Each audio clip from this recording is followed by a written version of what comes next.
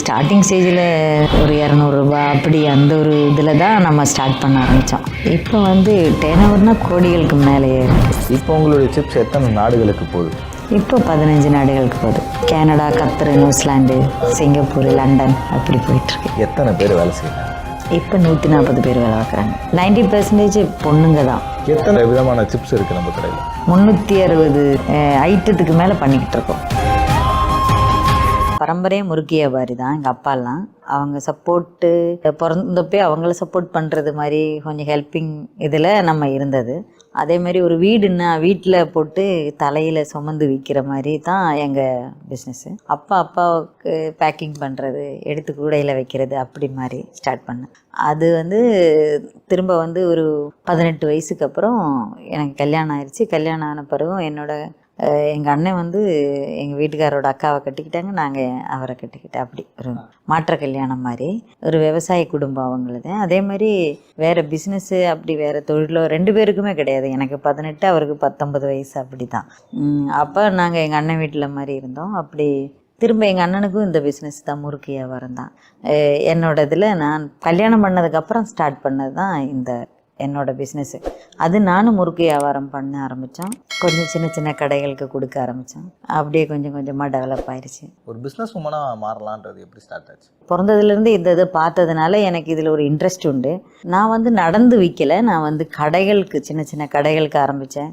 சின்ன சூப்பர் மார்க்கெட்டுக்கு ஆரம்பித்தேன். அப்புறம் கொஞ்சம் லெவலில் சிட்டி சென்டர், பிக் பஸார் மாதிரி கொஞ்சம் பெரிய பெரிய பஸார் மாதிரி டீம்களுக்கு நான் சப்ளை பண்ண ஆரம்பித்தேன். ஒவ்வொரு கடையில் ஏறும்போதையும் நம்மளோட தரத்தையும் கூட்டிக்கணும். அதே மாதிரி அந்த கொடுக்குற பொருளோட அந்த பார்க்கும்போது இருக்கிற பார்வை எல்லாமே அதில் ஒரு இது மாதிரி பண்ணிக்கிட்டே டெவலப்மெண்ட் பண்ண ஒவ்வொரு ஷாப்பும் வெளியேறுச்சு. இனிஷியலி அந்த ஸ்நாக்ஸ் ஐட்டம்ஸில் நீங்கள் என்னெல்லாம் விற்க ஆரம்பிச்சிங்கம்மா? முறுக்கு ஸ்டார்டிங்கில் முறுக்கு, பக்காவடை அப்படின்னு சொல்லி 2-3 ஐட்டம். அப்புறமேலுக்கு என்ன பண்ணுறோன்னா மரவள்ளி கிழங்கு சிப்ஸு, வாழைக்காய், பலாப்பழம், கடச்சக்காய், இடியஞ்சக்காய், அதுபோல் சேம்பு, சேனா, கடச்சக்காய், அப்படி நிறைய ஐட்டம் பீட்ரூட்டு, பாவக்காய், இந்த மாதிரி ஐட்டத்தோட வேல்யூ அடிஷன் ப்ராடக்ட்டு தான் நான் பண்ணிக்கிட்டு இருக்கேன்.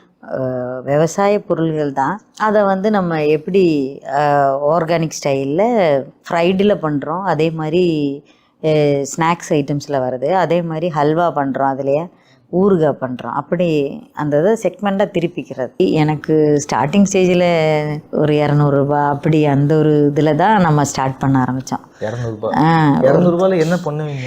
இல்லை, சும்மா கொஞ்சம் கொஞ்சமாக மாவு வாங்கிக்கிறது, வடச்சட்டியில் போட்டுக்கிறது, அப்படி போட்டு ஆரம்பித்தேன். அப்புறம் கொஞ்சம் கொஞ்சமாக நான் அப்படி இருந்தாலுமே எனக்கு ஜெனுவனாகவே அந்த ஐட்டம்லாம் எல்லாமே தெரியும். பார்த்துருக்குது, பெரிய சட்டியில் போடுறது எல்லாமே தெரியும்ல.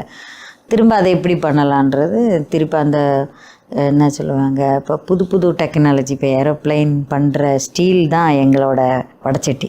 அவ்வளோ ஸ்டீலில் தான் பண்ணிக்கிட்டு இருக்கோம். ஏன்னா அந்த ஒரு எப்படி அதை கஸ்டமருக்கு ஹெல்த்தியாக கொடுக்க முடியும், இரும்பை விட அதை மாதிரி இருக்க ஐட்டத்தை விட மாற்றி யோசித்து புதிய டெக்னாலஜி யூஸ் பண்ணி பண்ணுறேன். அப்போ அந்த இது படிப்படியாக தான் வளரும்.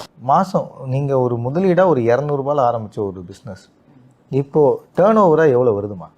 இப்போ டேர்ன் ஓவர்னால் கோடிக்கணக்கில் பண்ணுறோம்.